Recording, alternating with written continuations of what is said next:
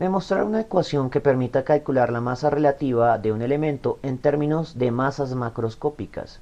Asuma que la masa de referencia es la masa del hidrógeno por el momento, porque esto lo estamos haciendo para el contexto de Dalton, y en el siglo XIX la condenada masa de referencia era el hidrógeno, pero ya sabemos que actualmente la masa de referencia es la 12ª parte del isótopo 12 del carbono. Dicho esto, esa masa de referencia volvería a ser 1 exacto.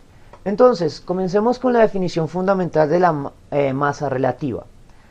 La masa relativa de una sustancia es igual al cociente que ocurre entre la masa atómica de esa sustancia, sea elemento o compuesto, dividido entre la masa de referencia, que será una constante. Actualmente la masa de referencia se denomina MU. Sin embargo, esa masa relativa atómica o molecular estaría definida en términos moleculares, cosas a las cuales no tenemos acceso directamente. Tenemos acceso a masas macroscópicas, no a masas moleculares. De allí que se justifica tener que hacer esta demostración para poder hacer cálculos con masas macroscópicas. Entonces, en el contexto de la teoría atómica de Dalton, la masa de referencia es igual a la masa atómica del hidrógeno.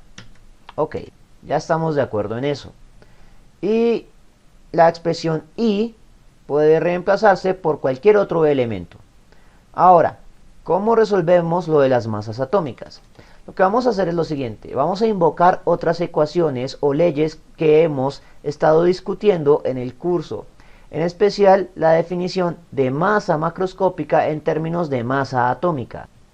Entonces, la masa macroscópica de un elemento es igual a la masa atómica de ese elemento multiplicado por el número de átomos de ese elemento. Por lo tanto, puedo despejar la masa atómica del elemento pasando el número de átomos del elemento a dividir y expresando la ecuación de manera elegante. Por lo tanto, puedo reemplazar en la ecuación de masa relativa por ambos cocientes. Entonces, la masa atómica del elemento cualquiera se reemplaza por la masa del elemento cualquiera sobre el número de átomos del elemento cualquiera. Y la masa atómica del hidrógeno se reemplaza por la masa de hidrógeno dividido entre el número de átomos de hidrógeno. Pero como el número de átomos de hidrógeno quedaría dividiendo una división, pasan a multiplicar. Ahora, no tenemos acceso directamente al número de átomos, lo cual nos traslada el problema atómico a un nuevo término, los números de átomos.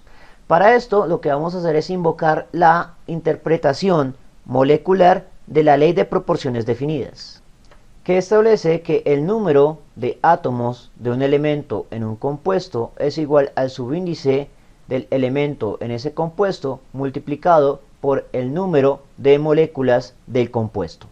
Vamos a asumir, en este caso, una reacción química de descomposición. Por lo tanto, los dos elementos son generados por el mismo compuesto. O dicho de otra manera, el número de moléculas del compuesto es igual para las dos masas de elemento que se produjeron.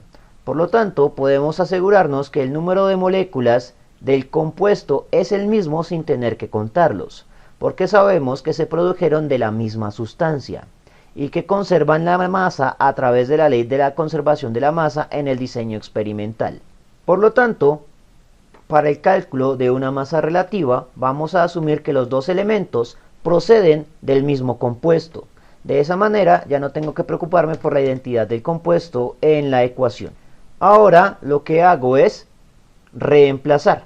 Reemplazo el número de átomos por el subíndice de ese elemento multiplicado por el número de moléculas del compuesto de donde procedía el elemento. Y lo mismo para el hidrógeno. En este punto, como el número de moléculas del compuesto original es el mismo, puedo cancelarlo. Con lo cual obtengo que puedo calcular la masa relativa de un elemento como el producto de dos cocientes. Las masas que se pueden medir experimentalmente y los subíndices. Y allí es donde estaba el problema de la teoría atómica de Dalton. Él asumía a priori o sin contar con la experiencia o un experimento los subíndices de los elementos en un compuesto. Por ejemplo, él asumía que la fórmula del agua era HO y por lo tanto los subíndices de ambos eran 1 y 1. lo cual le permitía cancelar mágicamente este término y calcular la masa relativa de un elemento solo como el cociente de masas. Muy hermoso. El problema es que, como ahora sabemos que HO no es la fórmula del agua, entonces esa ecuación de Dalton era incompleta o incorrecta. Por lo tanto, la masa relativa para la teoría atómica de Dalton es la masa del elemento sobre la masa de referencia, que es la masa del hidrógeno. Mientras que para nosotros la masa relativa es igual a el cociente de masas y el cociente inversos de los subíndices de los elementos. Ahora bien, dado que las ecuaciones son diferentes, es más que evidente que las masas relativas de Dalton y actuales son diferentes. Por ejemplo, empleando esta ecuación, la masa relativa del oxígeno sería 8, pero empleando la segunda ecuación y la fórmula correcta del agua, la masa relativa del oxígeno es 16. Y eso lo veremos en ejemplos de los próximos videos. Bien, eso fue todo por el momento. En la descripción del video voy a dejar enlaces a más ejercicios de química general, así como enlaces a los aspectos teóricos de estos conceptos. Si les gustó el video no olviden suscribirse, darle like y especialmente compartirlo. Eso mantiene vivo a este canal y nos vemos en una próxima oportunidad.